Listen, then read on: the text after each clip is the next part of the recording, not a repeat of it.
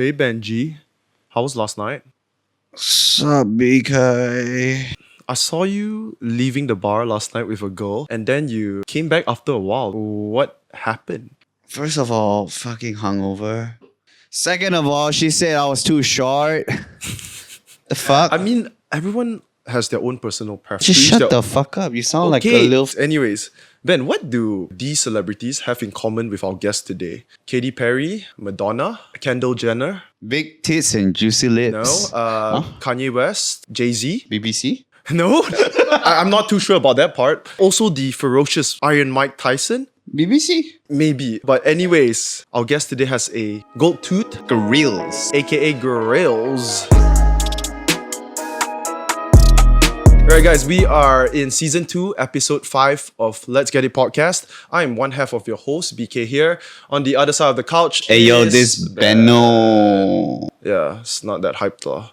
Yeah. Anyways guys, our guest today, he is fashionably lit up, inked to the core, and most importantly, he's got a gold tooth, son. That shit worth money, man. You know, you look at the gold charts right now, that shit is going up. Okay, I just want to ask, what gave you the idea and how do you come about it? I think growing up as a kid, like I've always been kind of fascinated with like all that really uncle kind of style. Jades, green. Jades, green. Ooh. I kind of like that, the idea that uncles had like a gold tooth lah. Hey, I'm going to be honest, you are the only friend that I know that actually has a grill. Because he has this kind of interest lah. Do you also have a pagoda shirt collection? Maybe No. season 14, season 15. What was that? You know the pagoda shirt where it's like the... It's like a kimono robe. No, it's a straight up wife beater, okay. The brand is called Pagoda. But it's expensive shit. No, it's not expensive, bro. Like back in the day, right? Like Pagoda is like the our jobs of knowledge lah. Drop, bro. I love it. It's like if you're looking for that particular silhouette, Pagoda's like the only brand that does it back in the day. Like this, we're talking about the 60s lah. Okay, so let's say 60s, you want to go shopping for a singlet, a white beater.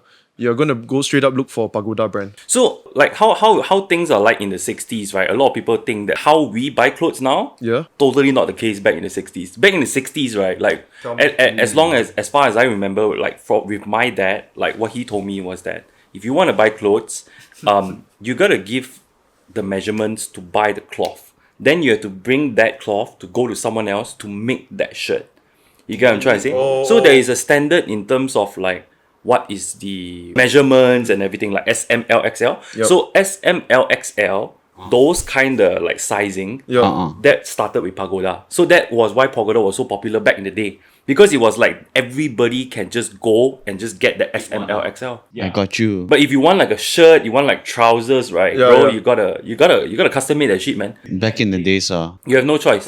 That's the only way you can. there's no mass-produced clothes. There's no means- mass-produced clothes. Mass-produced clothes, I think, right, only started in Locally, the you mean? 80s. No, in the 80s, just in general. Oh, really? If you watch like old like movies and shows, right, the reason why everybody dress a certain way and everyone kind of dressed like in a uniform is because that is the case back then. SML XL didn't happen until like probably in the late mid 70s or something. Is it Malaysia only? No, or is it worldwide, like... worldwide. Oh, God. People back then, they generally didn't fit well. No. It fits clothes. the best actually. It fits the best because Customer? all your clothes are custom. Wow, shit. Do you think you could rock a pagoda today with... Nah, that's definitely not. I mean, Pagoda's cutting right now is like totally different. Like it like a lot of people see Pagoda as like a wife beater, but a wife beater like that particular like singlet that you're talking about, that vest, right, is a lot more like muscle fit.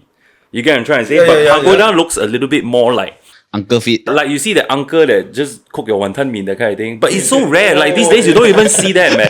Hey, I still got the like white color. Yeah, it's just white color singlet, but it's like super like loose fit. Yeah. That is the Pagoda. I wear that to sleep lah, I mean. Yeah, there you go. Rather than you're talking about the ones that people wear to the gym tight on the chest. Yeah, like tight, like really like, I guess like what Fast and Furious Dominic kind of shit, that kind of white beater, that's not Pagoda, man. Vin Diesel. Yeah, that shit you had to go to Parkson, I guess.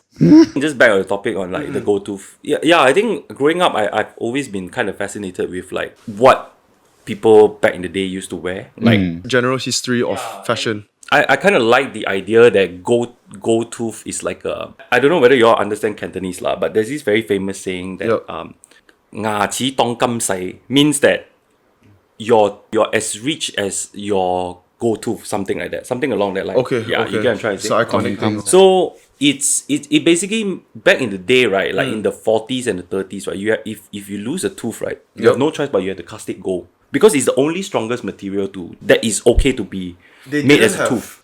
Oh, They didn't have like fake tooths, so No, they no, use no. gold. So even up to now, like 2021, like with technology like porcelain and all these, like I guess like closer to like teeth that you see right now, Yeah. it's still not as strong as gold tooth. And the reason is very simple because gold actually expands and contracts like a normal tooth. Our regular tooth, right? When we eat hot food, it expands, and when we eat No cold food, way. it kind of like You can compresses. feel sometimes your tooth gets shaky. what about when I'm eating pussy? Ooh. That one depends on the girl though. That one depends on the girl. Sometimes it's hot, sometimes it's cold, right? Right, you know, sometimes it's like, oh shit, okay. Hey, I mean, the temperature doesn't get extreme, lah. Yeah, so gold tooth is still like the gold standard lah, literally, you know, like in terms of tooth. So, okay, let's say if your teeth start falling later on, have you already bought your backups? No. So how it works is that my original tooth is still in. Oh, You coated it. It's a crown. like a collar. Yeah, it's like a Wow. collar. Yeah, yeah. It's like a layer of gold tooth. Yes. Yeah. That is like fitted into my original tooth. Gang. Yes. So okay, the ones that like say for example, if someone like removes your like Yeah. you got your teeth removed, right? Yeah. That one's an implant. That's different. That's totally different. That one Okay. like you gotta go on surgery. They gotta remove, Oh, okay. like open a gum and then put a screw in. Yes. Then you gotta wait for the healing process. Then only you cast for the gold tooth. Okay. But mine is you can just go like today. You get your gold tooth in like a month. Is there a reason you decided to not go through the hassle of removing and planting a lid?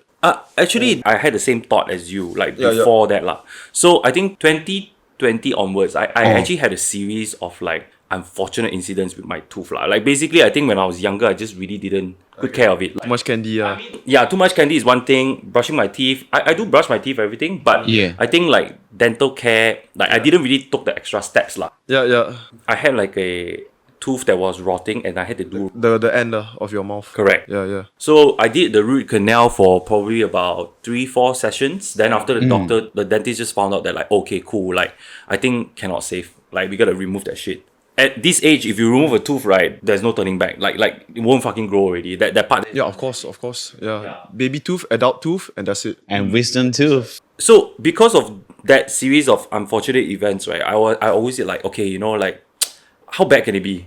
Then turns out it's actually pretty bad. Like when you like right now, I have one of my molars is like removed, and I'm still waiting for the day to kind of get the implants lah. But it's actually really difficult to eat. Really difficult to eat is like the least of your problems, to be honest. Like what else can happen is also like your teeth will actually move. So like if you don't replace it after like maybe I don't think you see it now, but like maybe 20 years, 30 years later, you will feel like the difference. Okay. Like your teeth start getting like more crooked. Yeah, that's how it kind of works. So teeth is like structure. It's like the bone structure and like architecture of your mouth. You get what I'm trying to say? Yeah. So losing a tooth, technically you lose a pillar. Of your jaw. It won't crumble the whole thing. The rest will kind of like tilt and like just to fill up the gaps. Like things will kind of like. So what's the max gold tooth you would have in your... I only have one. If I get the second one, I'll probably get it like gold as well. Like the one inside. Which too. okay, is there a certain celebrity that you've always looked up to that had a gold tooth? No, actually. No, No, okay, that's interesting. P. Ramlee? Hey, any local celebrity have? I have no clue, man. I guess You should know, Chinese celebrities are really not into that. Like Malay It's a celebrities, Western thing, dude. Very Western influence. Yeah. Oh, really? like permanent gold tooth. Celebrities, I think one of the more popular ones is Mr. Goldie. He's not a local guy, right? He's not a local guy. He's like a DJ, and okay. he pretty much has all his like front tooth all gold. Like Nelly has a set of grills. No, it's not set. It's like It's different, right? Actually, grills different. and a gold tooth. yeah, grills and a gold tooth is different. Grills is you make a mold and then you just kind of wear it, so you can't you can't eat with it. Okay. So if you eat and if you drink like I guess alcohol or like something like coffee or whatsoever, you have to remove it. Yeah. Yeah. But with gold tooth, I can well, it's just like Yeah, normal it's tooth like lah. a I can do whatever the fuck up. You think that shit will wear off after a while, or it's just so fucking durable it would never wear off? It will never wear off. Even until your teeth goes bad, this gold tooth will last. Yes, will stay correct, stronger yeah. than your gold teeth. I heard the strongest metal is vibranium mix. Captain America's shield. Oh, is it? Okay, I don't know that reference. Yeah, so because I have a bit of tooth sensitivity in like the front of my tooth, Right. but I've noticed like ever since I replaced my gold tooth, like with Yeah. this tooth with a gold tooth, like that part Damn there is solid. like super okay. Like I can eat ice cream on that tooth, it's no issue. Damn solid. Would you ever do like a commercial for Sensodyne, Systema? No man, fuck that lah, bro. Fuck that. I've never seen a commercial, those type of commercials have someone have a gold tooth. It would be such a flex, bro. It is, but then to them, right, they're like, that's not what they want to sell, right? I mean, Just think about- in modern culture right now, I would say that gold tooth is seen as something that is ugly. Actually, Like Ola, like Hey, don't say that way, Isaac. yeah, it's old school. It's a very uncle thing. Actually, when my Fucking stand out though. You really yeah, stand out it does stand out. Like, but I guess I get a lot of looks like because of my age also. Like, I get a lot of looks of people like, kind of like, did I see that correctly? You get what I'm trying to say? Yeah, Like, bro, is I'm that gonna is do that that what I same think shit. it is? You know, some people they can't just hide their face. They're just like, wait, I saw something, but I'm not really sure because it's kind of obvious, but not really. At the flex same it on time. them. Nah, I mean, Bro, let's okay lah. Like, so imagine. I need no gold fingers. So the other day, I saw someone with, he has one arm amped lah. Okay. Oh, shit. Yeah. So immediately, Amped I'm up. also. It's just a natural reaction, right? Because Yeah, you yeah, don't yeah. see this. He started laughing at him. No, I did not. But then but it's like you don't see this sort of things often, and naturally you're gonna like, did I see it correctly? It's something like that lah. yeah, pretty much. I also had like a really funny incident as well. Oh, wait, tell me. I think like I was in the lift Uh, and there was like a dad and a kid lah. So it was Oh kind of my my bad. God. I mean, sorry government, but I did really follow SOP. So I was carrying a lot of stuff, so I didn't forget about my mask. So then I thought it would be like a one straight like down to my like Yeah, parking yeah. and shit lah. So make it quick. yeah, make it quick lah. Then yeah, Kid and the dad came in. yeah. Suddenly a kid and a dad came You in. didn't have your mask with you. I didn't have, so I had to quickly like really like Just do this, bro. I would do that. the kid was looking at me, so I just kind of like gave a smile. But actually, I didn't notice. I Yeah, totally forgot like I had a gold tooth. Oh. So the kid was like in Mandarin. He was like, "Hey, dad, like I saw something on his tooth." Oh, Like he that. said it in front of you. Yeah, he said in front of me. Then like Kids it's like a little girl lah. Then Yeah. the dad was like, "Yeah, that's what happens if you don't take care of your teeth." He really fucking. No. In the dad's defense, the dad probably didn't see it. The dad probably didn't see it. Exactly, that's true. I thought, but he said that in front of you. Straight pam pam. Yeah, I was really shocked lah. I guess the dad thought that I couldn't understood Mandarin. Oh, is it? Yeah, probably he thinks I'm a banana or something. Yeah, because yeah, also like me and I was with a colleague of mine and we were kind of like talking in English and stuff like that. Yeah. So like yeah, so he probably thought that we were like not Mandarin Bananas. speak. But you can speak Mandarin, no problem. I can speak Mandarin no problem, Cantonese. So that means you went to a Chinese school. I went to a Chinese Primary primary school. Yes, correct. Those were shitty days lah, not gonna lie. Why? Chinese suck. I went to an international kindy. Okay. So my dad just decided that after that, like, okay, you know what? He's not Chinese enough, so like let's Oh, like, see all that shit, yeah. Yeah, dude, that's yeah. But Went 0 to 100. that's a really like a really sure way for you to actually pick up the language. Yeah, true also. I Myself, agree. I I agree. But Yeah. it only works if one of the parent actually commit to it in the sense like there's someone to speak to you in Mandarin at home. So I was lucky for that. Like I had a lot of friends that parents try to go that way, but the parents themselves don't actually speak Mandarin. Now that's gonna be a big problem lah. Like it's gonna be difficult. You don't know how to practice. You don't know who to practice. The only people you can practice is at school. Yeah, true. But obviously school kids ain't gonna like fucking how do I say like 24/7. speak Mandarin 24/7 is one thing. They ain't gonna dumb down to your level. They're just gonna continue like ding ding dang dang ching ching Yeah. chong chong everything, right? You can try. They're gonna go oh fucking Ben here like cannot really speak Mandarin. So like let's No, like they slow don't give a shit shit, down. bro. They don't They- give a shit. Kids don't give a shit. They right? ain't gonna hang Yeah. with you. No, you gotta hang with the English educated. Exactly. Kids that they just band together and be dumb. There you go. You get what I mean? It's yeah. I was lucky. Like my dad couldn't speak English, so Yeah. I only conversed with him in Mandarin. Yeah. So prior to going to Chinese primary school, I did like I kind of understand like certain words like have you eaten? I want to go to the toilet, that kind of shit.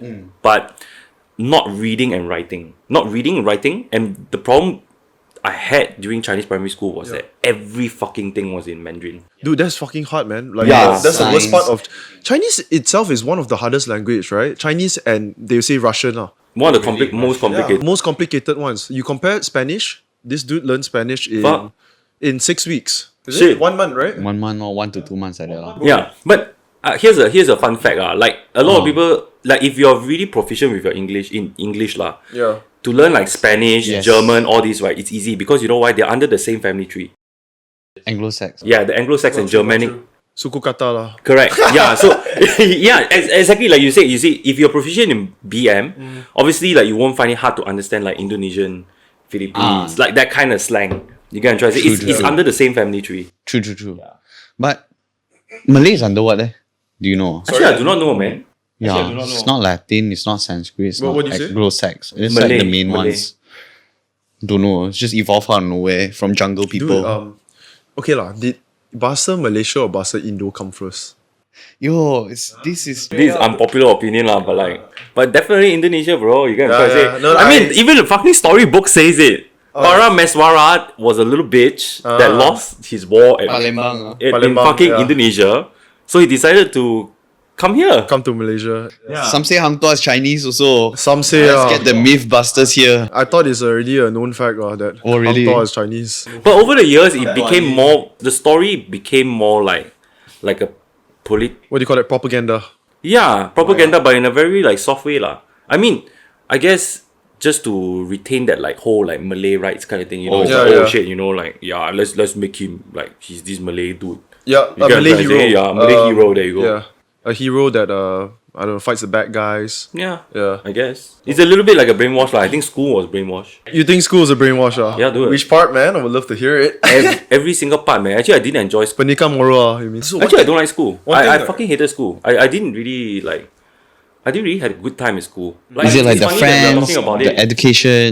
Yeah, friends. Yeah. I couldn't really fit in. I Yeah. would say like I like it's funny that we are talking about this now because like just now off camera we were just talking about like with your buddy? School life. yeah like school life and Yeah, everything, right? I love talking about this shit, bro. We were talking about like popular girls and whatnot, but Yeah. yeah, I guess you can say that I was a late bloomer, everything lah. Because when I was in school, got bullied. That was one. I didn't really fit in, Yeah. and that actually, if there is a chance for me to turn back time, right? Like, I would really like to go back to school. Fuck 'em up. No, it's not to fuck them up. He's not that kind of guy. No. No, He's a nice it's not to fuck them up, but it's more like to go back to school that with the idea that okay, all these things don't really matter. And I should do well in school. But because of all those things that were happening at the time, I didn't do well in school. I didn't do well in school at all. No. So like you don't want to dissociate out of it, is it? Yeah, because I just fucking hated school, and I was skipping school, Yeah. and Yeah. that made things even worse. You get what I'm trying to say? And my parents actually, I think they find it typical Asian parents. I don't think they really understand what I was kind of going through at that time. Yep. I also don't know how to internalize it as well as explain it to them. Yeah. So I was just bad at school. Like I was really bad at school. I was failing and shit, and I really didn't give a fuck at that moment. And when it was closer to like times where I had to go to like university, like that was when it really hit me lah. I was like, okay, fuck. Now I have to really like buckle up. Like basically, you told yourself like, Yeah. I don't want the same thing to happen. I need to face my fears. Yeah. Be open. Yeah. And uni and college kind of gave me a different like Perspective. into things. Like Because it's not so like it's more liberal. You meet more people. It's correct. And also I kind of enjoy the fact that uni and college is like you don't see that fucker every day. yeah. If you think about it, you get what I'm trying to say. Like when you're in school, right? You actually see your classmates more often than you see your parents. Okay, so I'll just cut you off. So, also the reason why you were less developed, your character itself also was less developed when you were younger. So let's say, for example, you were Form 1, you were Form 2, you got bullied, right? Yeah, no, I think Instances, maybe, right?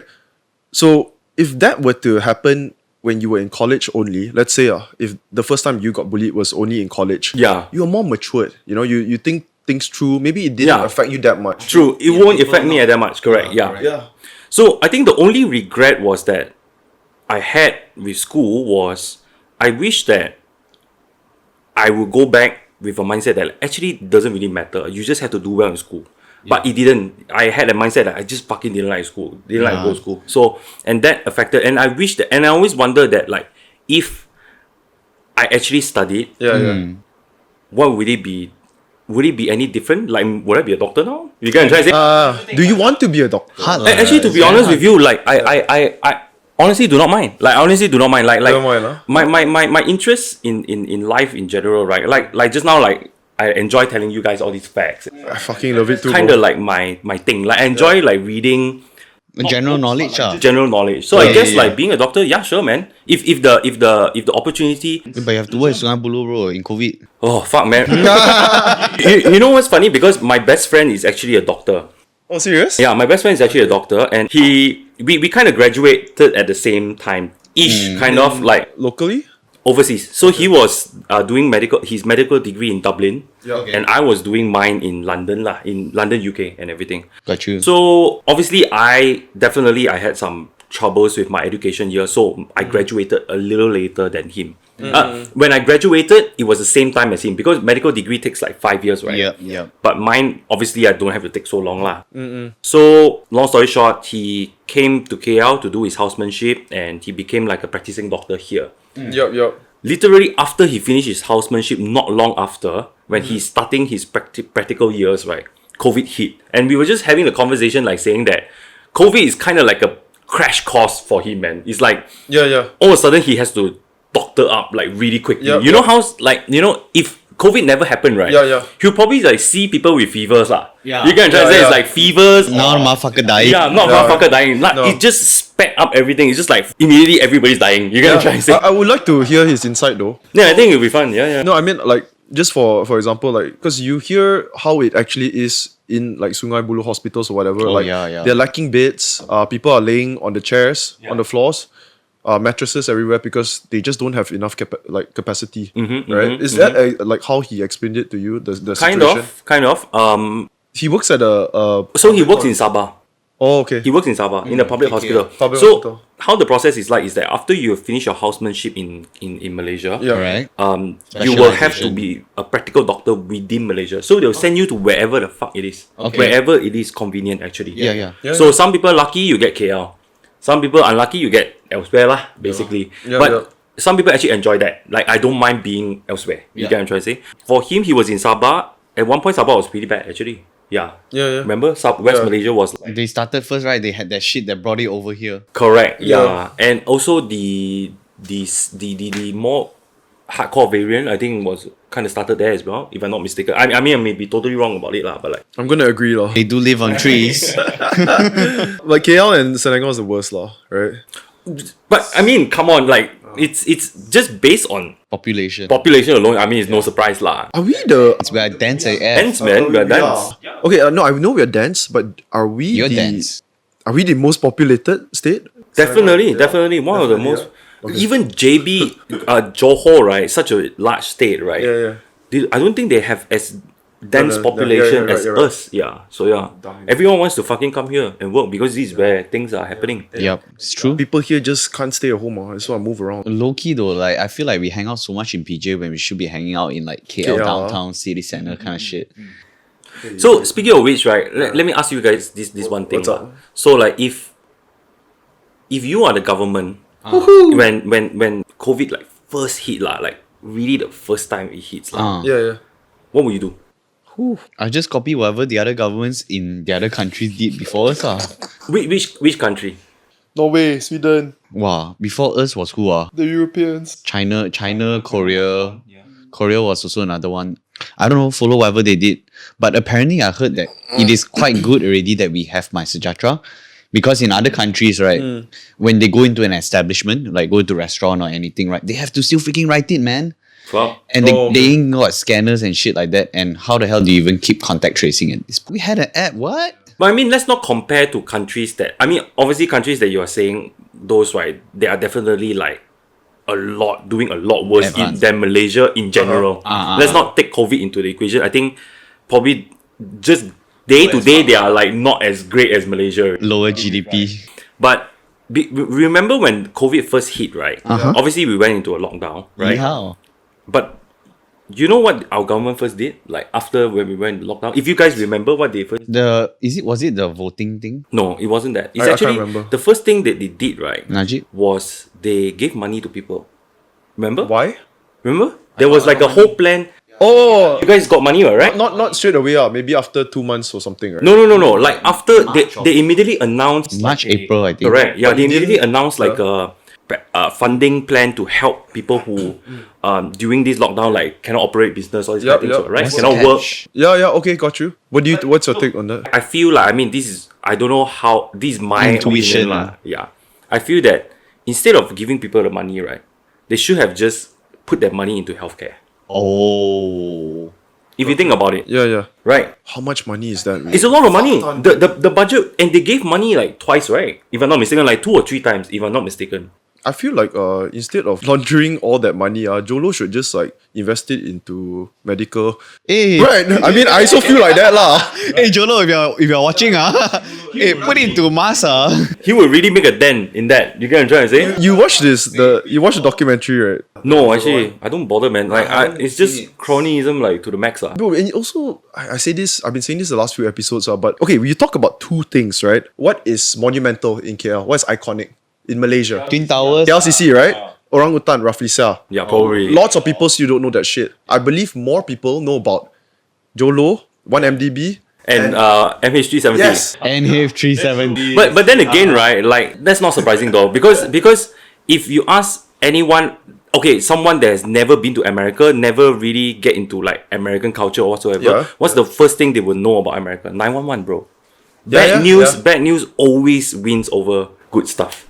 Nobody gives a fuck about the American dream. If Yeah, let's yeah. say if I'm some Arab kid or some Yeah, yeah. shit like in the middle of no fucking where, no TV, no nothing, the only thing I would know about America is 911 happened lah. You get what I'm trying to say? True. Also, if you do consume Western media, right, they say it loud and proud, man, American dream. I mean, they... No, that's 30, 40 years ago, that American dream shit. No, I think American dream has always been around. It's just that they don't say the American dream now. They sell you the lifestyle, for example, like, oh, be America can do this, like, weed is legal, for example, or like, let's get the guns you can going. do whatever the fuck you want in America. I mean, that has always been an American thing, lah. I mean, Big booty people holes. assume that is the, I don't know, land of dreams, best country. I think Australia is better. Australia is better. I've never been to Australia though. We spent Chai. a fair bit over there. Oh, you guys spent a fair I bit spent over a fair there. bit over there. Beautiful weather, lovely people. Food is great. And also, most importantly, cost of living, very livable.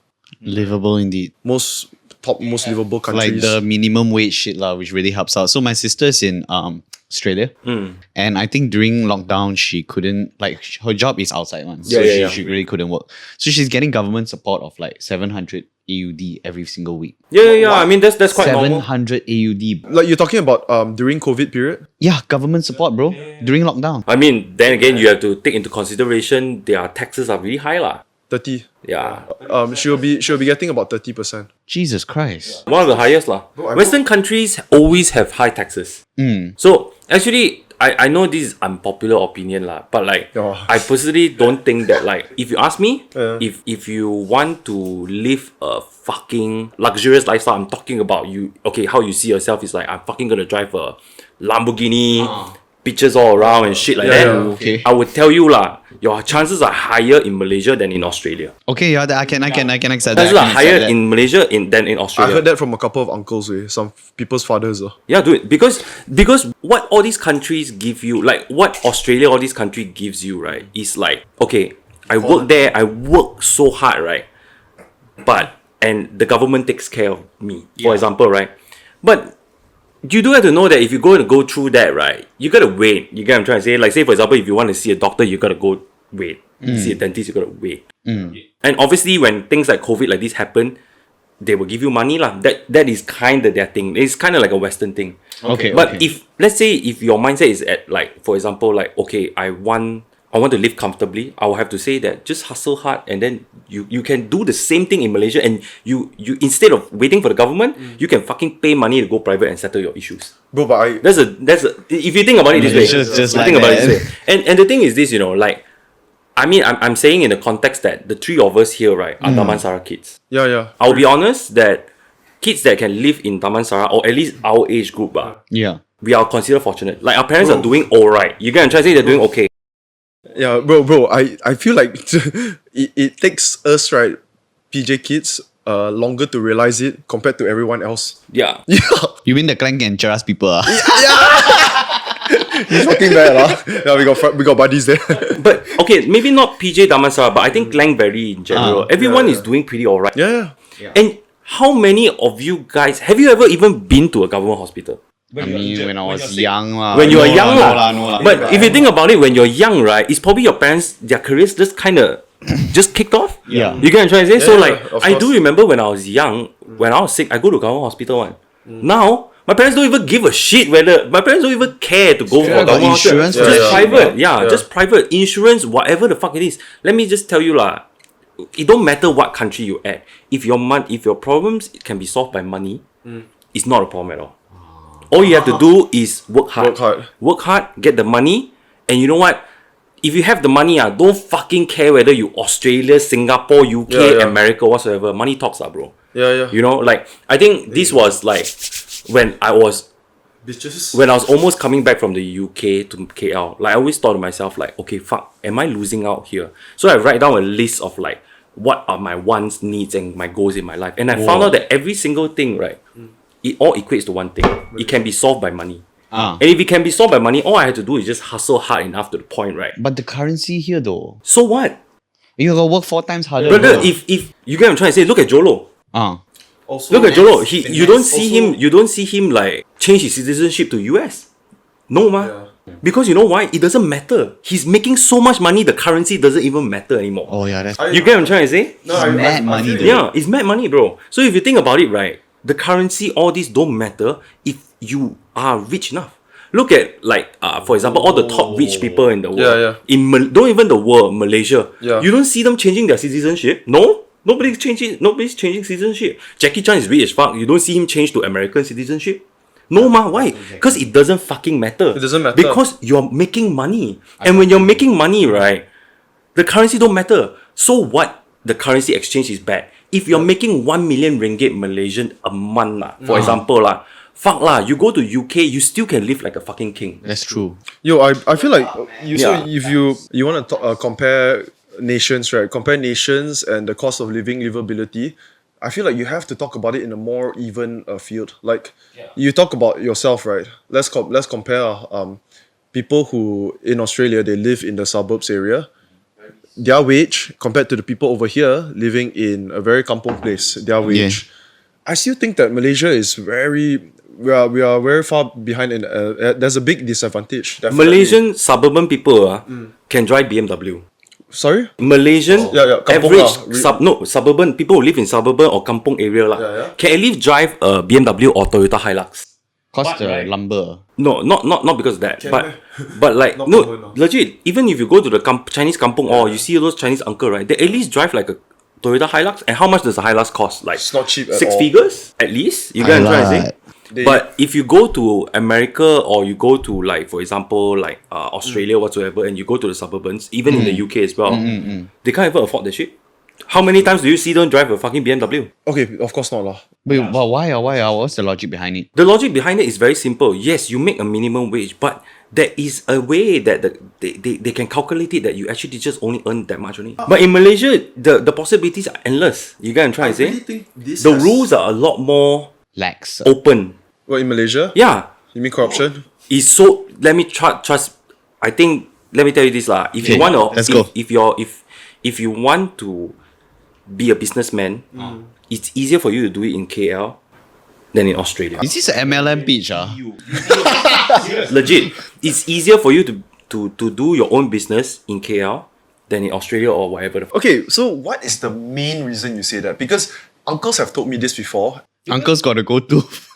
because just in general, right, things here are cheap. The costs here are low. So if let's You say mean if land I and join the labour? manufacturing business, Bangla. labor cost is low. Yes. My manufacturing Love cost is Banglas. low. We're My- outsourcing also labor. Even my material cost is low. Okay. And I can mark up the shit. I don't even have to mark up so much. Like say for example, like Yes. my material cost, labor cost, everything all add up. This particular phone, for example, the cost to make it is like maybe 20 ringgit, for example. Yeah. I could sell this for 300 ringgit easily. I don't even have to sell it for 1,000 ringgit. Right. I just do fucking volume. Yeah. There you go. But we don't have real volume. We only have like 30 plus million people. It's not a lot. Then there you go. There's the internet. There's Shopee. Oh shit. There's Lazada. There's Amazon. Yeah. There's fucking eBay. Don't even use the American, like the Western shopping platforms lah. Yeah. You really want to like go fucking just Taobao that shit lah. Just put it on fucking Taobao or Alibaba, bro. Yeah. You fucking make money, bro. Yeah. God bless her, that Yeah. one. Like, That one really God bless. like in Malaysia, right, our rules for things are so relaxed and everything, right? Yeah. That it allows you to really like maximize it. That's how a lot of like you see in like areas like Klang Valley, there's a lot of parents that or our previous generation that really made it. Why? Yeah. It's because of a lot of all these factors. You know, I think about, so let's talk about that lah. You were telling me like how come, let's say Americans in the rednecks area lah, okay, poor areas in America compared to over here, how come in the poor areas you can see people with a BMW driving a great car? And I feel like, doesn't this have something to do with being oppressed and dominated by another country? So we learn the mentality of Colonialism. Saving is one thing that Asians have ahead of Western people, right? The culture of saving. I've been hearing that since I was young. Like my dad always talked about how his customers or just Americans in general, they don't actually think about saving at all.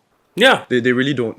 Saving is one thing. I think, to be honest with you, I think Chinese people is just really good at money lah. Yeah. Like I fucking failed maths Yeah. when I was like studying, but like shit, when it comes to money, it's like, dude. Mathematics and money are two different things. Because like It's a culture Chinese rule. New Year song, you imagine Chinese New Year song. What they sing about? Money. 生意兴隆, like make big money, 发大财. Yeah, money's our thing, man, bro. It's a culture. It is a culture, dude. Don't let's not talk like Chinese. Like I don't know whether you guys. I saw this like comedy skit from like Ronnie Cheng. He talked about like how Chinese people love money. We love earning it. We love spending it. Yeah. Right. Jason Dude, it's the Leong same also. thing. Yeah, It's the same Jolo thing. also. We fucking love money. Chinese people Jolo love loves money, money, bro. that's for sure. And we are really, and I think that a lot. Look at Jolo. Bro. There's Najib, right? Like Najib, Tibai. the puppet. He's like the puppet from it, right? Yeah. But the main guy that is like taking in all the money is a Chinese fucker. You get what I'm saying? But Najib himself is rich also lah. I mean, obviously Najib's a lah. puppet, bro. Najib, so high. Maybe Najib just is satisfied with that amount, and Jolo just has a even more ambitious in his corruption level. He wanted the bank Paris Hilton let's be real. Oh shit. I never dreamt of that. Yeah, but I think back in the topic he was saying just now, like the whole savings thing, right? Yeah. I don't think it's a Western or Asian thing. I've always feel it's more of an individual thing. I know. I strongly believe it stems from countries that were conquered by somewhat other countries. Colonial. Yeah, colonized. I strongly believe is that. That's the reason, because most Asian countries, no know. one agree. I don't know, but I always thought that way. And the Jews love money too, probably as much as us. Look at the Japanese, right? Wow. Yeah, but who's to say that Japanese people save money too? Not save money, but you look at their they are one of the most hardworking countries. Yeah. Hours, 12 It could be a hours. post-World War II thing, where they yeah. can't own military anymore, a lot of bullshit, and then they have to use innovation to like pull their country up. Yeah, perhaps. That's why they had to be robots. But to be honest, like saving, right? Like having savings, is really like I feel it's a very personal thing. For me, saving $100 may be a lot, but for you, maybe it's not a lot. It's a lot. Okay, So it's a lot now. I mean, in that perspective, you get what I'm trying to say. Yeah, I know. It really depends, right? Maybe for an American, right, what they mean by saving is like, okay, I have enough in case if I get cancer, I got some money. But maybe for us Asian, right, it's like I have enough for cancer, my kids investment, my kids future study. It's generational Then that wealth. is my saving. So I think in terms of like the idea of saving, right, it really depends on individuals. I would say that Asians, right, we have filial duties kind of ingrained in us. What's filial duty? Filial duties is like, how do I say? think of your family. It's like your duty as a son to your family or yeah. a duty to your family kind That's of thing. because you are people lead by example, right? Lead by example, then it becomes ingrained into you. It's an Correct. Asian Yeah. thing. Yeah. You know, like last time they dishonor their family in fucking Seppuku in Japan. Yeah, Just there you take a go. knife, put it through the stomach. What's the fuck's that, dude? Seppuku. What's that? So if you're not honorable, you kill yourself. Oh. It's the most honorable way to die.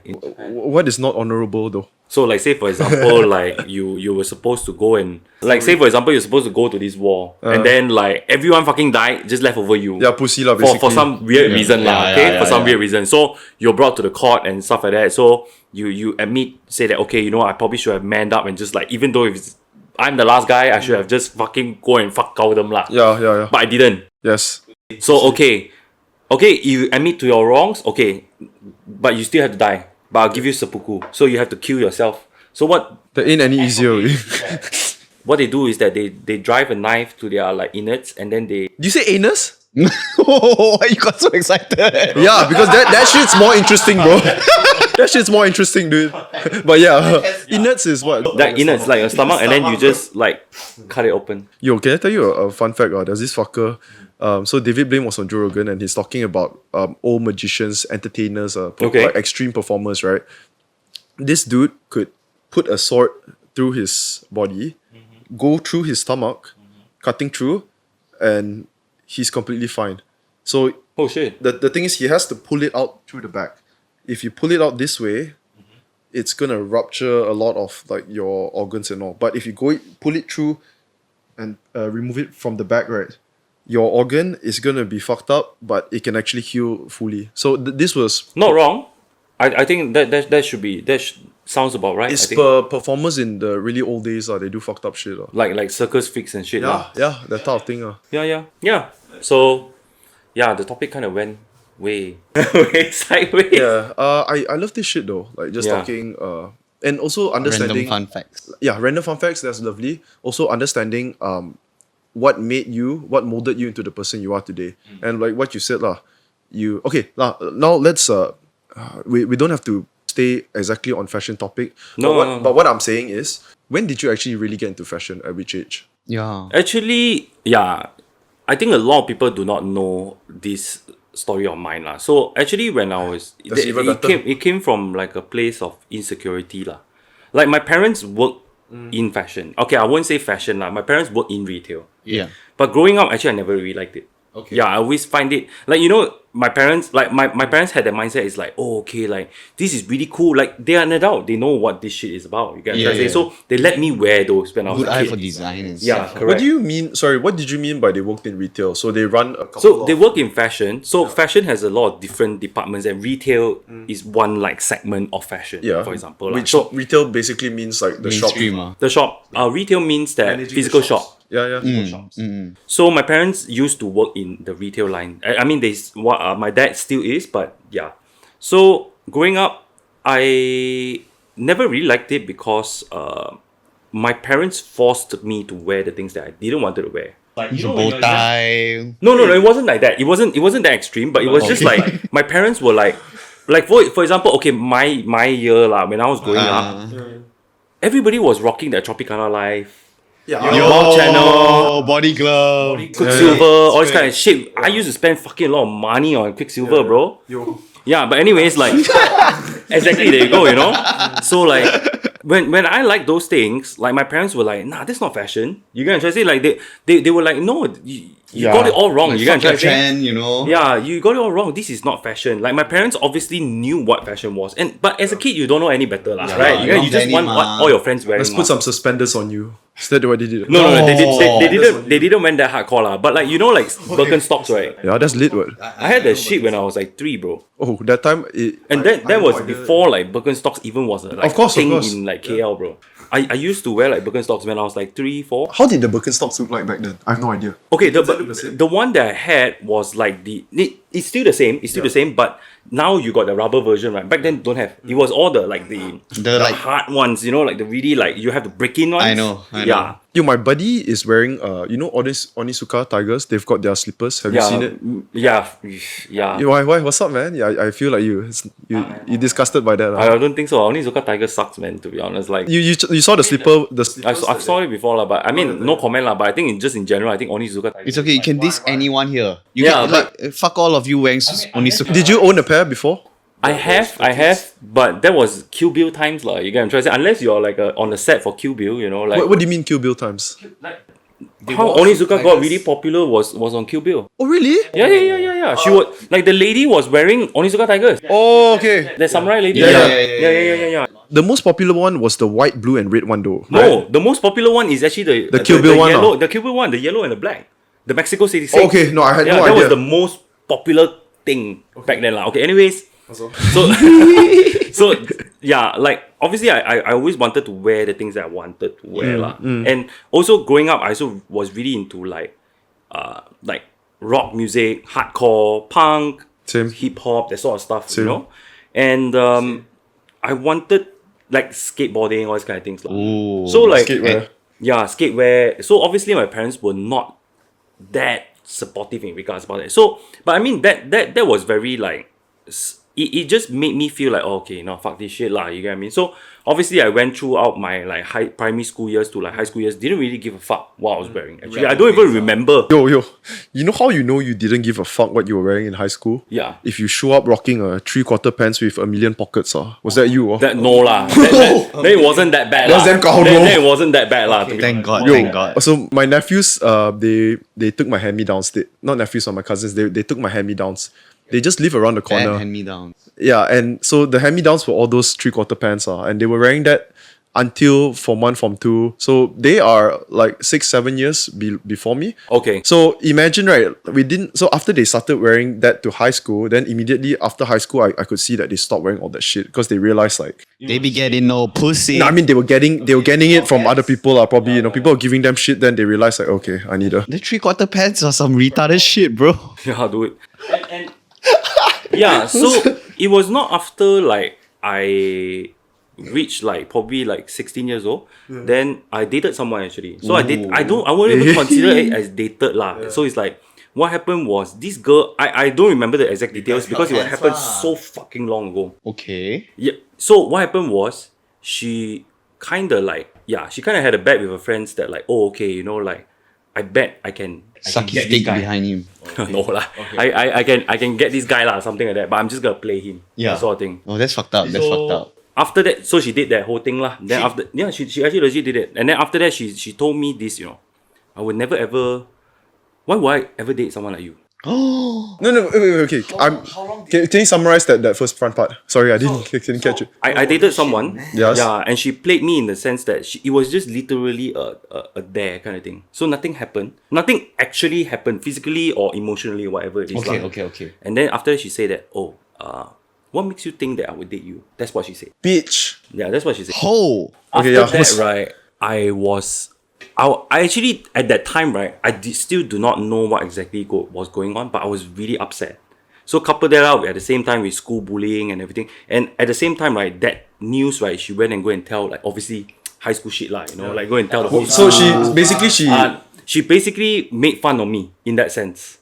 Hey, Isaac, so you were always a big size guy, right? Back in high school? No, actually, no. No, actually, no. When do you stop growing? I had like a growth spurt probably sometime when I was 17. Okay, that's fucking late already. Yeah, 16, 17. But I was never like short.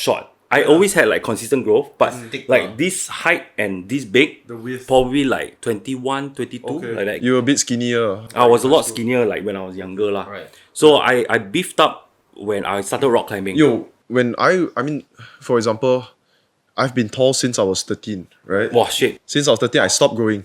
I stopped growing at the Fuck. at the end of 13, I definitely stopped growing. But still, I went through high school thinking that I was allergic to girls and they think I'm fucking weird or loser. I think you were. And Yeah, you too.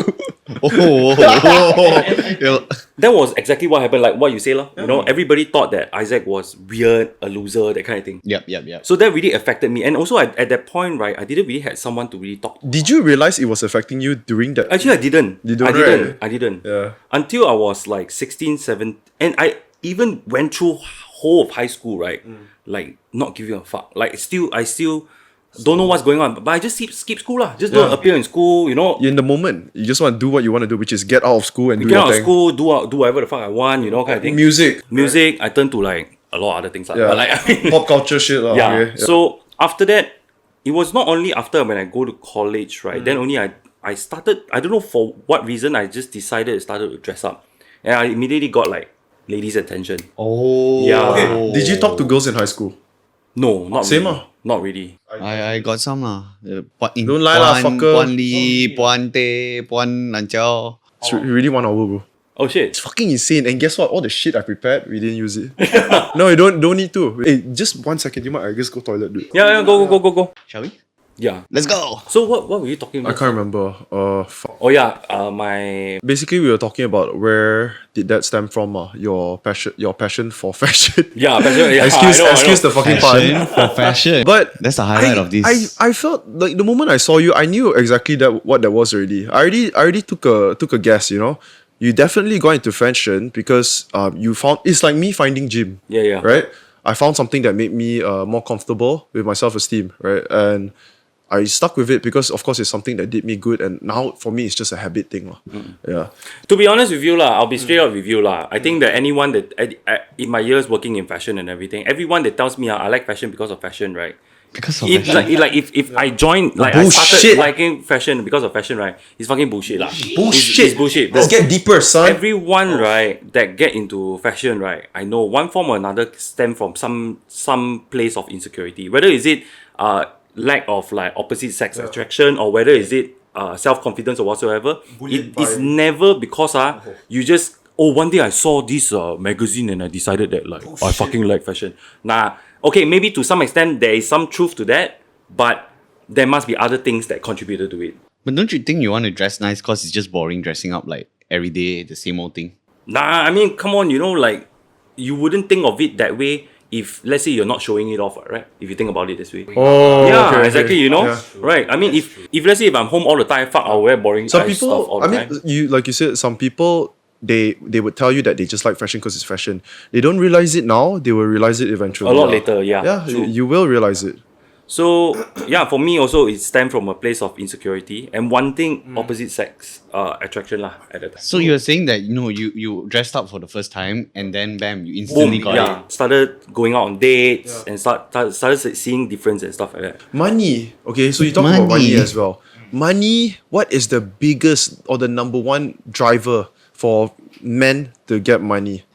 I would say it's females. That is somehow it plays a part. Females, the love of your life, the hottest woman. Right. It plays a part. I think women is one part of the reason lah. Yep. But I would say that I will quote Chris Rock on this lah. So Chris Rock once said, Shut right, up, Chris. only women, dogs, and children, right, is love unconditionally. Oh. Man is only love Money. under the condition that he provides something. Then it's something that is ingrained in us men though. Yeah, it is. You get what I'm trying to say? Like, It's also a joke though. yeah, it's also a joke. But if you cannot provide, right, Yep. you have of no value to a woman. Yeah, that's true. And the older I get, okay, don't get me wrong, I've been dating for the past like maybe now what 29. So almost probably 10 years or so. Yeah. I've dated all kinds lah. Fucking like young girls, older girls, all this kind of ratchet ass bullshit, you know, or like fucking girls. Drop it low, Yeah, but honey. let me just tell you this lah. what's up? When you are 18 to like 25, right, the girls that you dated, right, it's all about the D, it's all about like fucking, oh, he looks great. And Yeah. oh, we click lah, our lifestyle is the same. The second you fucking hit 25, right, or the girl is 25, right, Yeah. if you have no money, no honey, man, legit, Yeah, straight yeah. up. It's not because they are shallow, they want money. It's because, right, you cannot provide already. If you're still a bum, right, at 25, right, like say for example, if you're still like there's no direction. It doesn't mean that you need money, but you need a direction. Yeah. That this girl can see like, oh, okay, this guy's going somewhere. Like McGregor's wife lah. It's all cool, you know? But 18 to 25, right? What can you do? 18 to 25, all I remember is just sex, drugs and rock and roll, bro. Legit. With any girls, it's the same. Yeah. The same. It's the same. It's the all same. about sex, drugs, and rock and roll. But after 25, right, the conversation flips, bro. The next thing she'll ask you, what's your goal? What do you do? All the girls that is my age, right, they ask straight out, what do you do? What do you do? Of course. Yeah. And if you're manager, where? No, not just dating apps, but in general, if you meet a girl, you know, even if you meet a girl, straight up when she know your age or the way she sees you, or she immediately, okay, this guy is definitely above 25. What do you do? I was talking to my friend the other day about this. So if I meet a girl, if I ever see a poor girl date a poor guy, a beautiful poor girl date a poor guy, that girl is like an angel. You know what I mean? Like a pretty girl that is from a poor background dating a poor guy. That is the most rare you'll ever find. I don't think it exists though. It does exist. In the village, Fairy tales? Like I said, it's not about poor. It's about the sense of direction. Yeah, you're right. It's about the direction. In the sense that a girl, right? I mean, this is one thing. I've dated some like really great girls as well. Like girls that like really like they understood the struggles and everything of my career and everything. So so as long you have a direction, right, and this girl believes in the direction, right, she's willing to go through that with you. I mean, like obviously there are also a lot of girls that is the total opposite. If you have no direction, or even if you have a direction but you're still not there yet, I wouldn't be with you because I wouldn't go through that. Some people is like that, you cannot say that everyone is Of course. Outliers. That's for sure. And those definitely wife material, bro. Yeah, no. You gonna try to say? Exactly, bro. Since I remember we walked in the mall. I was about 6 years old. Yeah. And I figured out what's the meaning of cool. And I kept saying to my dad, I want to get this new shirt or new pants or what because it's cool. I want to get a PS1 because it's cool. And my dad said, You're not cool. Why do you care No, my dad's like, why do you care about being cool? As long as you got money in your pocket, girls think you're cool already. She said that when I was 6. And I remember my mom was like that, and it just like hit him, you know? Yeah. But actually in her mind, it's like, so true. In her mind, it's like... But I think what you say is, I think is correct. It's not wrong. But I think the word is not money. It's that something, I said, something that you can provide. Security, status, yeah, correct. Money. Security mostly. No, but there are some people that go for status, right? Some girls go for obviously. status because obviously status comes with some money Of course, and a lot of power. Yeah. But some just care about security. They don't give a fuck about status. And I think security makes the most sense. Hey Brian, is that why a lot of people come up to us and tell us they have subscribed to the podcast, right? Yeah. When we actually seen the subscriber count and we have seen no comments in the comment section. Is that why? Why? The status What status? of being random dickheads on podcasts. Is it because we appear to be stupid? Yeah, maybe, I don't know lah. So I guess if you're watching this right now, still got one last chance. One last chance. Like, share, comment, subscribe. Subscribe. Comment. Right down below. Rose band. Yeah. Okay, what's up? Yeah, that's a short promo. What were we talking about just now? But the thing is, like, as a human, right? Our biological imprint is already to number 1, survive. 2nd, reproduce, right? Yes. So technically, guys, for us, we have like a lot of seeds to spread. And for girls to actually get pregnant, to go through that 9 months process, 10 months process to have a kid, They gotta be keep my picky. fuck up. Yeah, they have to be picky, right? So I guess it's also imprinted in them to actually search for different kind of things to indicate all these things, right? Natural selection. Yeah, so Dude, in a way, we're all playing that game. I heard this. I heard this quote. So, not a quote. It's just someone who talked about the reason why guys are attracted to girls in heels. Oh, So the reason why guys. the ass looks nicer. So the reason why guys are attracted to girls in heels is because we see them as an easier target because they cannot walk properly. So imagine like a wounded gazelle. A tiger goes for a girl. I mean, you think about men, right? What we want to do, we want to plant as many seeds. Okay, yeah. Of course, there's also finding a proper partner that can look after your kids, right? But if you're thinking like back in the days, people only care about power, right? They want to spread more and more of their kids. That's why the emperor had harems. Sorry? That's why the emperor had harems. What's harems? Multiple women. Like it's just a fucking place with lots of bitches. Okay. Harems is actually the name of the place. It's like a brothel house but a personal one. Yes, pretty much. Fucked up, man. Some say Kim Jong-un's got like 200 girls that's... He lost a lot of weight, man. Lay off him for a bit, bro. He's doing some coke. You know, right? He lost a lot of weight. Really? Fuck ton, bro. He looks good, man. Oh, right now? Oh, y'all didn't see the photos, bro? Are you talking about the interviewer? No. You know that movie, The Interview? Yeah. No.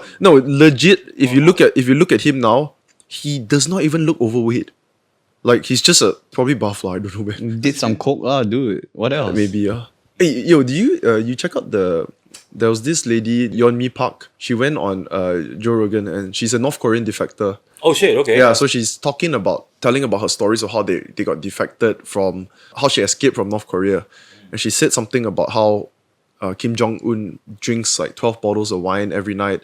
And, you know, I was listening to the interview and then How is that even humanly possible?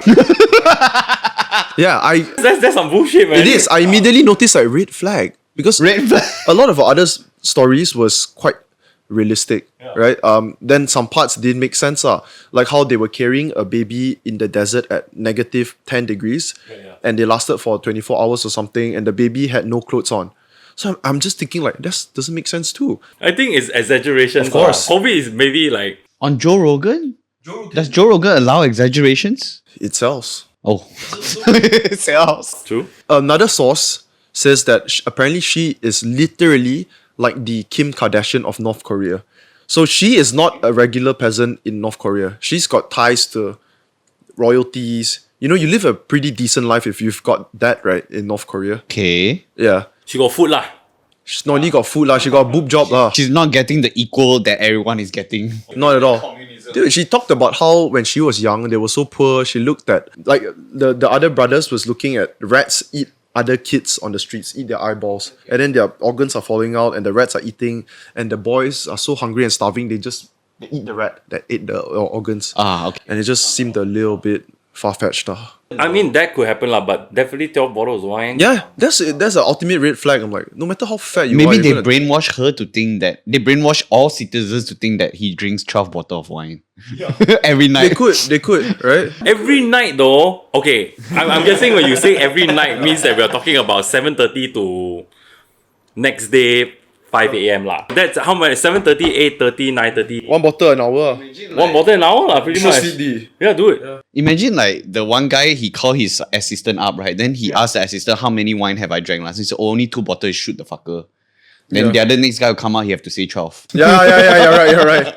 Right? Then after that, I guess that's just how it is. But Kim Jong-un, if you've worked out, man, all power to you, dude. Like, no, Kim Jong-un don't give a fuck. He had them shout out people like, the other day he just like, shout out Saffron Sharp, blah, blah, blah. I said, no, she don't care. Stop. Saffron Sharp. Sounds so familiar. She's the Singaporean girl, right? Yeah. A very common reference people tell me, right? Hey, you guys, like, your podcast is like, Real talk. like the genre is like real talk because there's really not many others. real talk is fun. That's raw shit. I feel like maybe even they themselves, they might feel a bit bored of it because they've been doing it for, and they stick to that niche. We don't have no hot chick. Yeah. We ain't got Jade Rasif here, bro. Where's Saffron? You don't have any girls that were willing to go on the podcast? Hey, if you can refer some, I would love to. What do you mean? What do you see me as like? The thing also, right, is people in the industry, right, they're more willing to do it because they themselves, they also want to talk. But if you ask people who are Normal, average citizens. not only like, let's say, ignore the fact of they're shy, also they're not interested in talking. They just don't want to talk as much. And of course, the best guests are people like, dude, this guy has experience, like over 2 years experience of From the Thread podcast. Give or take. But that one is mostly about fashion lah. Should we just get like Lil Tiki here?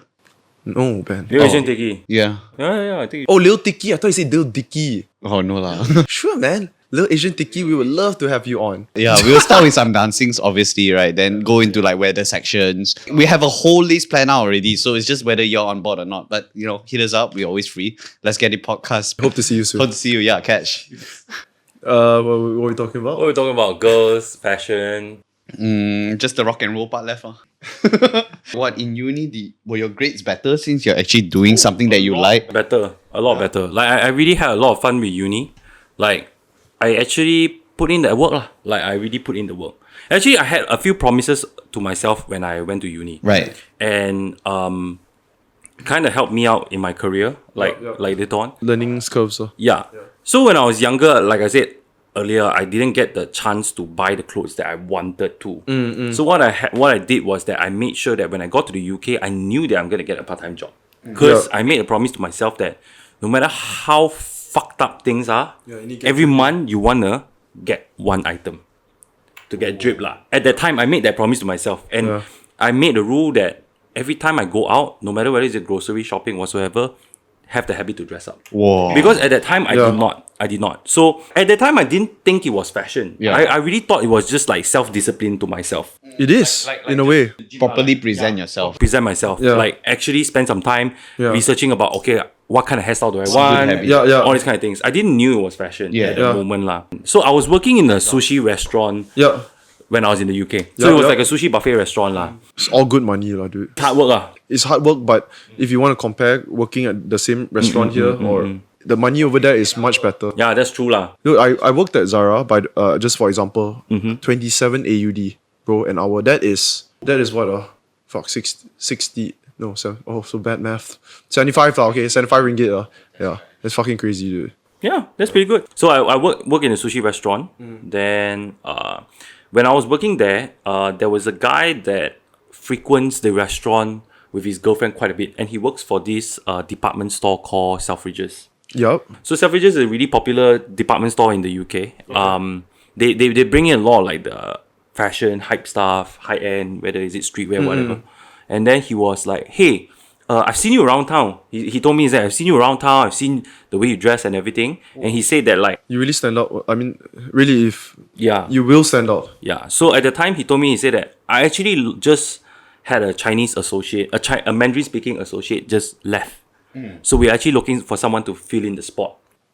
Whoa, he cold approached you. Yeah, he cold approached me. That's So when I lovely, was serving him, he asked me that. He said that, what are you studying? I said, I'm studying fashion marketing. And then he said that, oh, okay, do you think you'll be interested to try? So I said that, yeah, sure, man, I'll give it a go. Then man. that was how I started lah. What did you feel when he asked you? I actually went back home, right, and think to myself, because that That was time, like a jump. no, it wasn't like a oh fuck yeah, it wasn't that, okay. but it was more like, because as I said earlier, those rules that I set for myself, right, was to have self-discipline to make sure that I'm well groomed. I didn't thought it was fashion at that moment. No, yeah. So when that happened, right, I immediately was like, oh fuck, it actually works in terms of like how people see me, how people present. Okay, impression. Self, yeah. So like it is something that I still take it quite serious even up to this day. Like if let's say if I don't do up my hair, I'll make sure I have a cap. Okay. Okay. That's but sort of thing. Yeah, even if I go out, like if let's say I decide to wear slippers, I'll wear socks with slippers. Oh. Yeah, at the very least. You know, kind of thing, like at least look like, to some extent, look pretty. I mean, let's say if you're in fashion industry, Yeah. and you're not just a labor worker in fashion industry, if you dress like me and Ben, you kind of have no business in that. No, but to be honest with you, right, you guys are actually like, okay, you get what I'm trying to say? No lah, I mean, Ben is. I've got a hose right here. No, maybe that's like some Kanye shit lah. You know, that's literally a prop. Ben was supposed to change shirt, but he got lazy. Soon, I guess. No, but actually, to be honest, right, presentable, it's still presentable. But it's not the standout fashion style. I mean, We don't have pockets here, lah. I mean, if you're not working or like, say for example, you're not really into fashion, it's okay to be. It's okay that you don't wear the latest trends or whatsoever. But what is not okay is that you look. Like a turd. Yeah, because at the end of the day, even if it's not to attract opposite sex lah, at least self-respect to yourself lah. That's it. Yeah. This one, I think I do want to touch on this lah. So you would know some. What is something that you kind of cannot stand lah? Okay, let's say Gen Z kids. Pet peeve. Yeah, like Gen Z kids. Is there any sort of way that they dress that you just cannot stand? Actually, I have no problems with the way they dress. It's just that People are rocking more chains now. that's okay. You get what I'm trying to say? I mean, You also rock chains, what? I do. Oh, you didn't wear any No, not today, man. Not today. Today's my off day. more chill. More chill. But I think not so much about the way they dress, but I'm more worried about like the way they present themselves. I feel like you leave very little room for the future. Okay, like say for example, you dress so extreme right now. Like I'm not just talking about the way you dress. I'm talking about like you dye your hair like a certain way, Rappers. tattoo yourself a certain way. Okay. At such a young age where you're not even sure what path are you going. Especially tattoo, right? Especially tattoos, and especially like sometimes when I ask them like, what do you do? What do you study? Oh, I'm studying law. But bruv, you have a fucking dragon like all the way across like here. Yeah. Like even though you can wear sleeve, cover, all this kind of bullshit lah, but like But don't you think we're past that already? Like, tattoos right now is like self-expression already. At least. not in Malaysia lah. Oh yeah, but in Singapore, so many people though. In Singapore, even my circle of friends that have tattoos that are Singaporeans, right? They are all in the creative scene. Like if you plan to work even as marketing associate, right? Your tattoos, I think you cannot go past the job stopper area, like which is this area. You can't go past job stopper. Okay. Yeah. So like you can't go like here. Like this is like okay, you gotta be a like marketing director from US sent over here. That's all the shit. You get what I'm trying to say? Yeah. But other than that, if you're born and bred Singaporean, you want to do that shit, you better make sure that you know your shit, man. You get what I'm trying to say? Have you had an encounter where they rejected you because your tattoos are like you said, what do you call this? This Job stoppers. Have you had that experience? Okay, so tattoos are really funny lah. I find it really funny. I feel that it's if you rock them well, people think that this guy got what it takes. Okay. But if you don't rock them well, right, this guy's a bum. Ben has a tattoo. But very basic one lah. It's just like What I mean by this guy is bum is like not upping. It's like this guy's a bum in the sense that like he ain't shit lah. You get what I'm trying to say?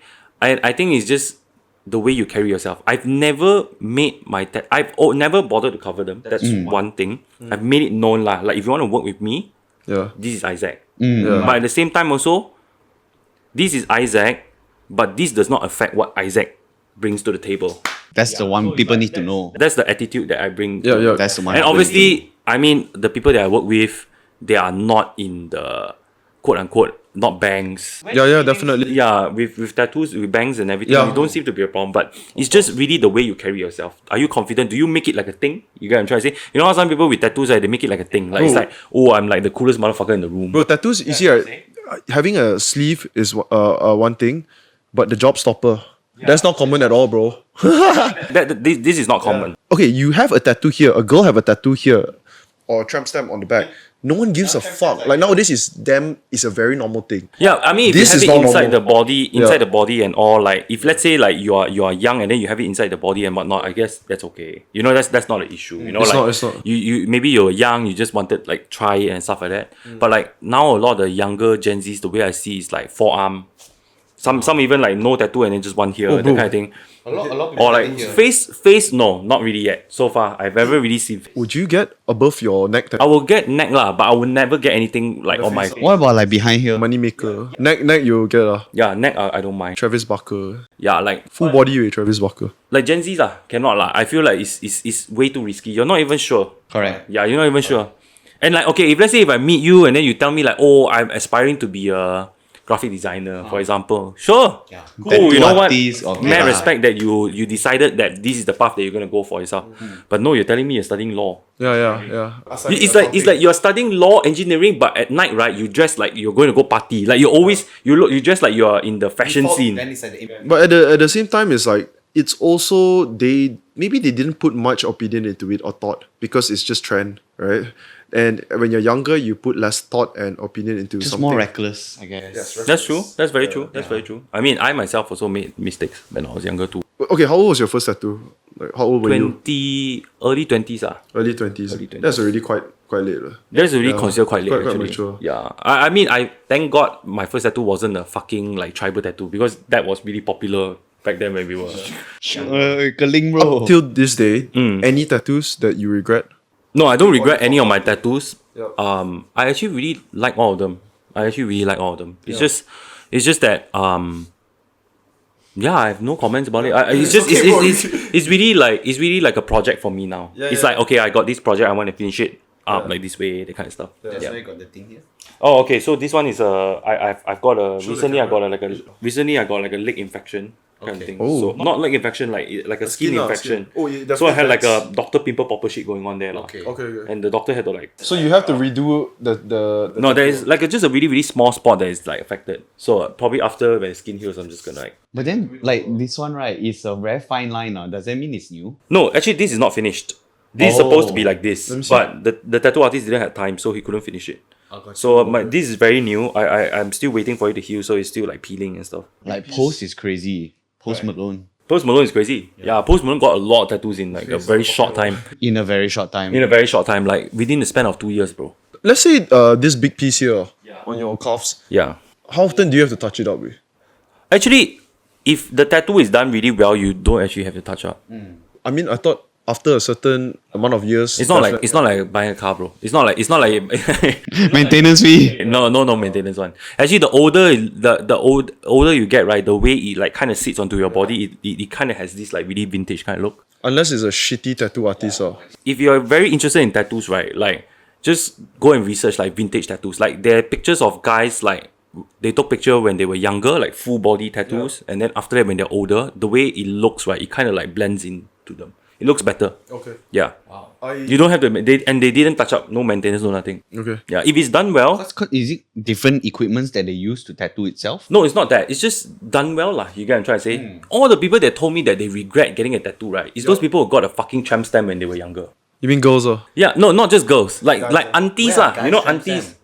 No, not guys lah, but like aunties lah. You know, how aunties they say they're like, oh, you know, I used to have a butterfly. Don't know whether is it a tramp stamp or whatever lah.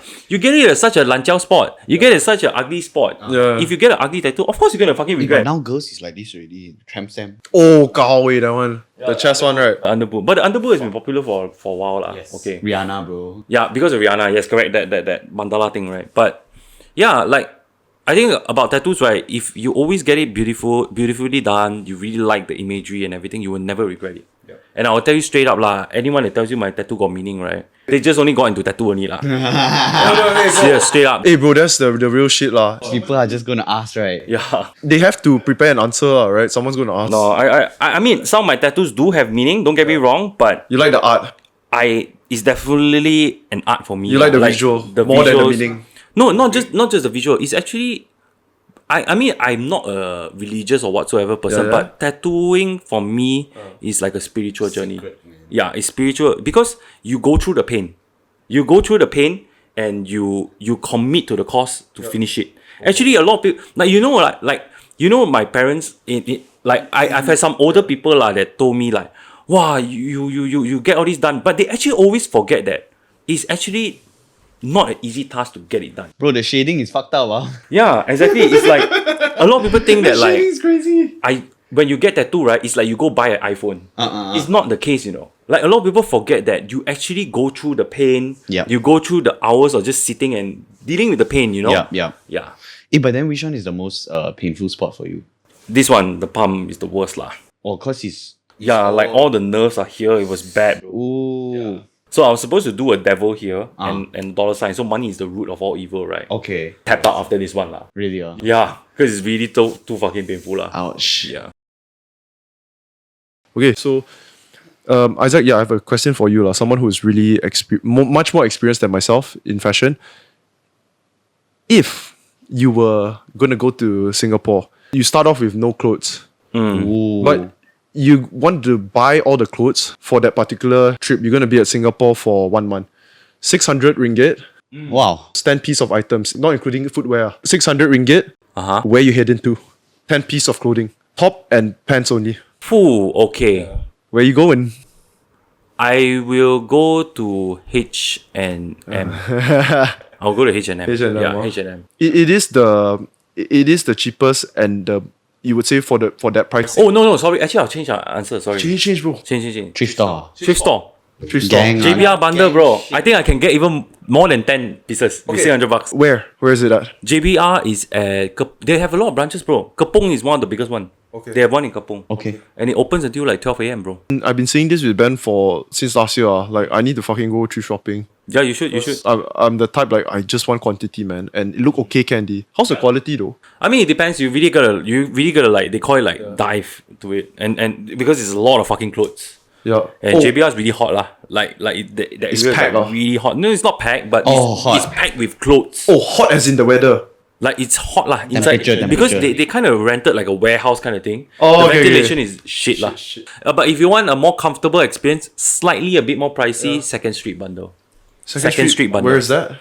Everywhere. SS2 got, fucking BU here also Bro, got. I think Taman Tun, there's one just open. Yes, Taman Tun got one near Family Mart. Yeah, that is Second Street lah. That is Second Street lah. okay, They are a chain. They are a I haven't chain gone bundle. inside. They are like GBR like that. Okay. Cool. But they sell more branded stuff like streetwear stuff like Stussy lah, Nike, all these kind of things. TDI have to up. Oh no, it's not. Just in general, that brand sells like more branded stuff. If you like vintage t-shirt, all this kind of stuff, you can go there lah. 600 ringgit, I think you can even get like 4-season clothing. Oh, okay, like jackets. Jacket, everything. Yeah, legit. But jackets T-shirt should can be cost cheap, right? as low as like 5 ringgit lah. Yes, I've been one in Malaysia, like I don't know, far out somewhere in Manchuras or some shit.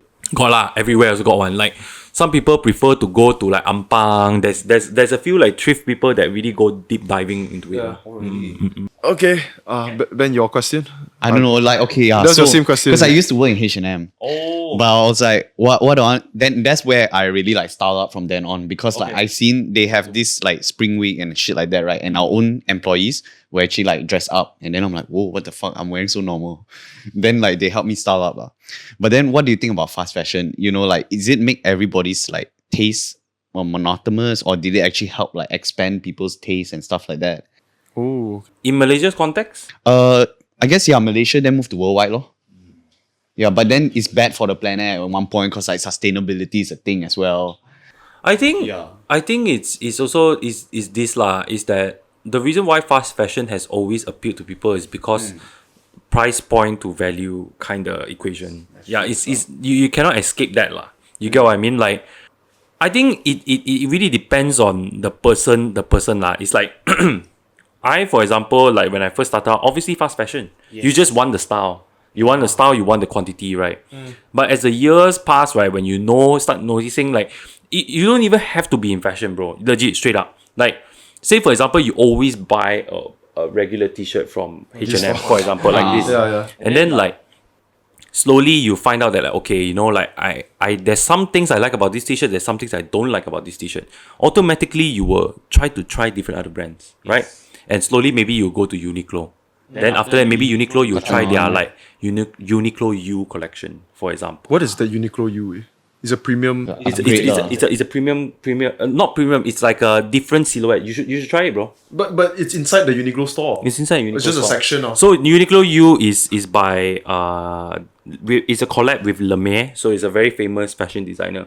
So he focused on a lot of basics. The silhouette and the cutting is much more comfortable. Okay. So I think you should try it. Their oversized tee is really fucking. What did you mean by silhouette? Oh, sorry. Silhouette means that like the cutting. Okay. The fit. More, the fit is different. Like this one is considered a muscle tee. Yes, definitely. Yeah, this is considered a muscle tee. And this one is considered like a long line. It's a hobo look. Okay. Yeah. What is it called? Sorry? Long line. Long line. Okay. Oh, so this one is long. Okay, what is yours called? What's yours considered? Mine is just like a standard streetwear like cutting. More boxy, slightly wider. Sometimes maybe a little bit cropped. Sleeves are longer as well. Damn. Yeah. Drop shoulder. You see like muscle tee have no drop shoulder. What? It's like directly on the shoulder. Mine is dropped. Okay, you mean this line over here? All right. Wow, those are mad details. Makes a difference one. He knows his Yeah, stuff, man. When legit, it comes to legit. fashion, he knows a lot, man. Holy fuck. So like Hey, but it was really like nice how you explained everything. Like it seems like you're someone that really thought everything. He knows. When it comes to when it comes to especially even tattoos, you said like okay, it's like a reward to yourself, right? You want to complete it, and whenever you get some money or you worked hard enough, you feel like okay, you deserve another one. Yeah. It seemed like when you buy a pricey outfit, right? Yeah. a pricey Oh yeah, clothing. back in London, you say you buy one outfit per thing, right? What type of outfit? Was it like a designer or was it like what? I really had like different phases. Like it was also a time for me to experiment in the sense that I really went all out. I tried like the biker look. I tried like the gentleman look as well. I've had it all. I've tried it. Dapper. And through that process, right, I started understanding my body even more. Like actually The fit. One thing I like about fashion, right, is really understanding a lot about your body. Like for example, actually you all wouldn't believe it because like when you all see my Instagram, like all my feeds and all, it's like everyone was like, oh, why he can wear like that? But actually it's because it's just years and years of like understanding like how your body looks like. Like for example, like Kristen, right, our mutual friend, right? Yeah, shut up. The reason why she looks so good on camera, right? Yeah. And the things that she wears is because she knows how her body works. Anyone that likes dressing up, right, to some extent, even yourself, bro, like That's you know 'cause that you- muscle tee you look can't look go good wrong for with you. muscle tee because- yeah, but if I wear, right, I look like a fucking some sore high on just the street doesn't fit lah. Yeah, exactly. Yeah. And for you, like if let's say if I wear something like that, right, it just doesn't look good on me. You get what I'm trying to say? Or skinny jeans. I don't think this looks good on It's alright, season It looks something. okay. It looks okay. Yeah. So, like, understanding your body is very important. Yeah. Like, over the years, I found out that, like, okay, there's some styles, it's just not me. There's some styles. Okay, so if this style is not for me, but I still want to go for this style, Yeah. how do I change it? Yeah. You get me? How do I change Yeah, the no, no, silhouette? I can't wear boots because I'm not tall. No, bro. You're wrong, bro. I think wrong, bro. I think you can. Legit? I really think you can. Like, I look really at think people you wearing dog masks, I'm like, whoa, what the fuck? Yeah, I really think you can. It's just the way, like it. I got obsessed, man. Like at some point, right, I got so obsessed. I got obsessed to the point where it's like I think anyone that knows me more on a personal level, right? Yeah. They know that I take it pretty seriously in the sense that I whenever can tell, I buy bro, an Sam item, obvious. right? Yeah. When I buy an item, I always think to myself like, how can I play with this item to its maximum potential? Right. So like say for example like dog mats, right? Like I would make sure that I will wear the dog mats until the point where it becomes the dog mats that I want it to be. Like I would lace it a certain way to make sure it looks like that. I'm that kind of I have that obsession. Like I have an image in my head, right? Yeah. So if I want it to look like that, Yes. right? If I need to distress it, if I need to cut it, if I need to like make whatever happens to make it look like that, I will make it happen. I got you. basically. Yeah. So that's how I my obsession to fashion in that sense. No, it's But real, now bro. I got another question. Let's say in your wardrobe, you have already like 5 pairs of let's say like a Converse, those type of flat sneakers, yeah. right? And then suddenly you see another sneakers that's like, wow, this is fucking beautiful. It will fit in my wardrobe perfectly. But Tiba, I got another 5 pair. Then Yeah, how? Would I'll you still copy it? I depends whether do I really, really, really like it. Yeah. But most like nowadays, no. Back then, maybe yes. Okay. Yeah. Back then, I used to have like. So everyone who is in fashion also will also go through this phase. It's like after a while you notice that, hey, fuck, I think I kind of have almost the same thing. Yeah. So then that's when you slowly like now I'm at that phase where like I actively like go out of it. You get what I'm trying to say? I don't try to buy the those same things. things, Yeah, yeah. buy the same thing. I always think to myself, it's like, yeah, the reason why you always buy the same thing is because you know to yourself that works. Yep. And at the same time, that's comfortable. Yeah, and You get what I'm trying to say? Like you Comfort, always go for it, right? Yeah, like yeah. for example, it can be something as simple as colors. Yeah. You get what I'm trying to say? It can be something jokes. as simple as colors. But after a while, right, you start noticing to yourself, it's like, oh fuck. You know, like everything's black. Or Yeah. everything's grey, Yeah. for example. Or Black is is everything boring, black, yeah. white, and grey, for example, you know? And that's where you know like, okay, now I want to add a bit of colours. It's a journey, bro. It's really a journey. Like it's I find I think a lot of people think that when the word fashion, right, has such a stigma to it in the sense that like expensive, flamboyant, flashy. I'm supposed to like out. when I say fashion, it's LV or the kind. But it's not about that. It's about having self-respect to yourself, having understanding your body a little bit more. You know, as gay as it sounds, lah. No, you're making a lot of sense, bro. fucking A lot of beautiful sense. right here. Yeah, like you to dress well, right? I think the ultimate level, right, when you reach it's like practicing kung fu like that, lah. You know, it's like, no, serious, it's like practicing kung fu like that one. In the beginning, right, you know how kung fu movies always go, right? It's like in the beginning, that kid got bullied. Yeah. Then when some Sifu found him, then he will fucking do his kung fu thing. Practice. Then after that, he got cocky. So he started going on the streets and fucking everybody up. Then his Sifu telling him like, bro, Most are that's high. not what kung fu is about. Then when he reached the ultimate level of kung fu, right, nothing else matters. Then he do the crane pose. Yeah. The cream So post. Yeah, fashion is kind of like that. Fashion is kind of like that. It's like in the beginning, right? It started maybe for everyone. It started from a place of insecurities, even for myself. Then like But AG. eventually, you reach to a point, right? You just don't give a shit, and you know that it's a routine that to give yourself self-respect and self-confidence. When you have reached that level where you don't give a shit about what other people think about you, that's when you have known that you have risen above from everyone else. Is this an essential part for anyone who is Fire. at like you would say a veteran of the fashion game, like an essential stage to be at? Yeah, I think it's essential to go through all the stages to know that, like, to go through that journey and also understand about yourself, understand how you feel about this activity as well. Okay. It's the same with gym, bro. It is, You it know, is. when I was younger, like, we were just talking about it, like, previously, lah. When I was younger, I wanted a six-pack. When I got it, right, I felt like it was Not not your worth it. time, It's really not worth my time. Like, I felt like, wow, bro, I was eating chicken breast so much, bro. to the point that it's not even funny, man. I for the 6-pack, bro. Yeah, You get what I'm trying to say? yeah. Oh my god, you get what I mean? And then after that, now I think about it, it's like, wow, that was so fucking stupid. But Hey, as man. the older you got, right, your relationship with exercising changes. It does, it Like right does. now, it become a point where it's like Health. It's health. Not It aesthetics helps anymore. me. Yeah, it helps me. And the byproduct of it is aesthetics. It You know what I'm is. trying to say? It The is. byproduct of it is aesthetics. Yeah. You know? It no longer was last time you were so focused on the byproduct, like the end product, you just don't care about what you do in the process. Yeah, yeah. You just do whatever. But right now the process matters to me quite a bit. Yeah. Because I'm older right now, you know, like I'm more mature, like I know what I want already. And same goes with fashion as well. Yeah. You can try to say like when you reach to a level where you know that you're comfortable with a certain style and you know what you like, you know how you look good, immediately it becomes something that is like quite fun to do. It's like Yeah. you look forward, it's like, oh, I'm going out on this date with this girl. What kind of impression do I want to What tell did you her? drip on her straight away? No, I don't. Bro, Mine too. he understands what. Like, let's say if you're going out with someone Yeah. who you can see is not fashionably as inclined as you are. Yeah. You I'll know. definitely tone it down. Yeah. I'll he definitely knows, tone it bro. down. He's- Yeah, I'll definitely tone it down. And the reason why is because I want to make the other person comfortable. A lot of people, right? Like how I know, like I mean, I'm not to diss anyone now, but like Balenciaga. anyone, Yeah, I a hope lot you of do people though. want to flex. A lot of people want to flex. They want to tell a girl like, oh, much up to. I think like subtle flex is very important. What I mean by subtle flex is telling the girl like, who are you and what are you? Like I want the girl to know that like I'm into certain things.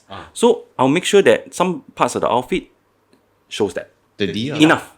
No, yeah, maybe for you. Then maybe you highlight this area lah, bro. You get Parent, bro. you can try to say? Yeah. So it's like, say for example, like I have tattoos. I like that tattoo lifestyle. Obviously, I'm gonna show it. Yeah. I'm gonna show it. She has to be comfortable with that. Have you? That's ever- my mindset lah. Have you ever covered up when going with a girl because you feel like this might be No, a I don't bit give too a shit, fast? man. No, don't give a I shit. don't give a shit lah. I don't give a shit. It's like, why? Because tattoos is not something Covering you up put the on. Isaac experience, bro. Yeah, dude. Tattoos is not something you put on or take off. It's Yeah. It's a commitment, you know. Like you commit to it, and I think all these things that I mentioned, fashion, tattoos, all the go-to flower, whatever that we all talked about just now, Shit, man. all of it, right? It's at the end of it, right? Is that if you have the balls to do it, then have the balls to commit to it. Yeah. Don't pussy out lah. Pan to her face. Yeah, shit don't lah. pussy out lah. You can try and say, don't be a little bitch lah. You know, like if you want to commit yourself to something, you commit all the way. If not, you shouldn't have done it. Exactly. There you go. You can try and say. If you're a subscriber today, just comment as well. Yeah, like, just what's comment, stopping dude. you? If you're a subscriber today, comment, Rose. You know what? Go buy all the merch that we put out already, dude. Yeah. Huh, you got merch ah? No, not yet lah. But just commit, bro. You can book. You book the merch now straight away. We send you 10 copies. We are pre-selling it right now. And Isaac designing. Okay, can. Yo, okay lah. I think we end on this last question. Okay lah, Isaac. What is the most expensive piece of clothing you've purchased? Ooh. I think the most expensive piece of clothing I purchased was Yohji Yamamoto pants. You know what that is, man? I do not know. So Yohji Yamamoto is a really famous Japanese designer. Okay, cool. Really popular. So How's the fit?